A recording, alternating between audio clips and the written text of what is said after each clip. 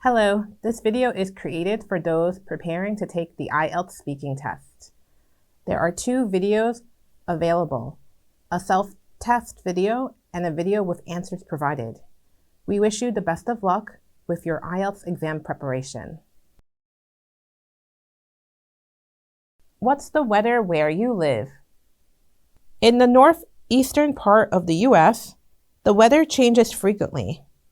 We have 4 seasons. However, I would say that spring and fall are generally the longest. Since these seasons are the longest, the weather is generally nice where I am from. Living on an island might also play an important factor. Aside from storms during the summer months, the weather is mild throughout spring, fall, and occasionally winter months. Do you prefer cold or hot weather? I prefer hot weather. The reason is simple. I like not having to worry about keeping or staying warm. Since I was little, I always enjoyed the spring and summer months of the year the best, because the weather was usually mild with sunny and windy days. In New York, the weather can get both very hot and very cold. However, even though the weather is hot, there is wind to help keep a person cool. But during the winter, the temperature can continue to drop at different times of the day, so trying to stay warm is a constant concern. Do you prefer dry or wet weather? I like dry weather best. In Korea, as well as other parts of Asia, there is a period called monsoon season, when the weather is very humid and wet. I never experienced this before living here in Korea. Where I am from, it rains, but afterwards the moisture dries up quickly. I prefer dry weather because that way I won't feel hot, sticky, or sweaty. This is an unfortunate effect and feeling caused from wet weather conditions in certain Asian countries. Are you in the habit of checking the weather forecast? Yes, I check the weather every day or once or twice every week. When I check, I make sure to look at the weather for the day as well as the weather for the rest of the week. This helps me plan out my wardrobe and shoe wear too. If the weather is very warm, then wearing light clothes would be best. However, if there is a chance of rain or snow, then choosing to wear boots or sneakers would be better than flats. So yes, I make sure to always check the weather.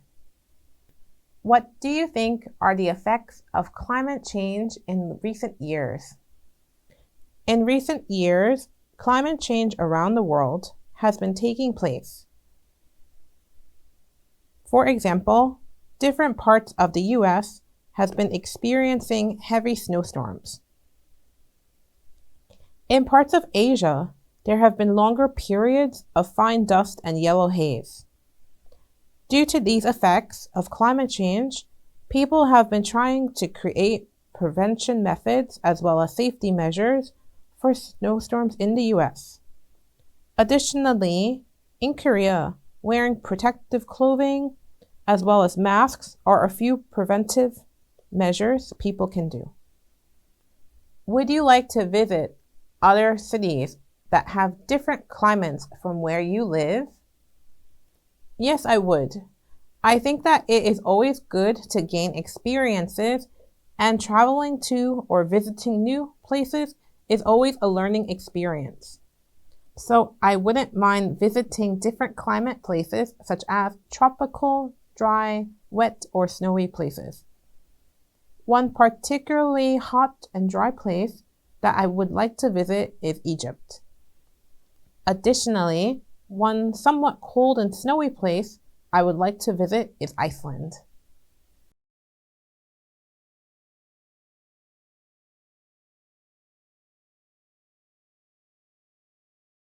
Since I began living abroad, I have had the opportunity to meet and make foreign friends from different countries.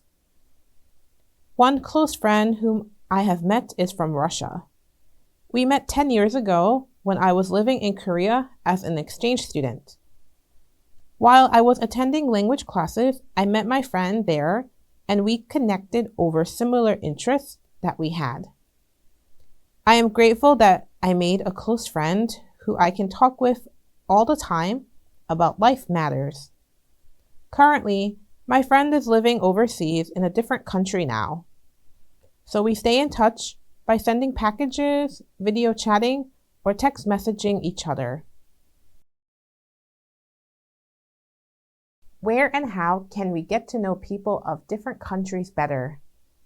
Attending some type of global or international school would be the best place to get to know people from different cultures and countries. When I went to college, I was fortunate to meet many people from different parts of the US and also from different parts of the world. Attending classes and seminars in college helped me personally get to meet and make many international friends. In addition, it is also possible to meet people from different cultures or countries when traveling overseas, on vacation, or for work. What are the advantages and disadvantages of cultural diversity? One major advantage is the blending of cultures. I personally feel that blending of cultures is a good thing. Through blending, something new and beautiful can be created. For example, blending of languages, which is now quite popular for many singers to do to reach a wider audience.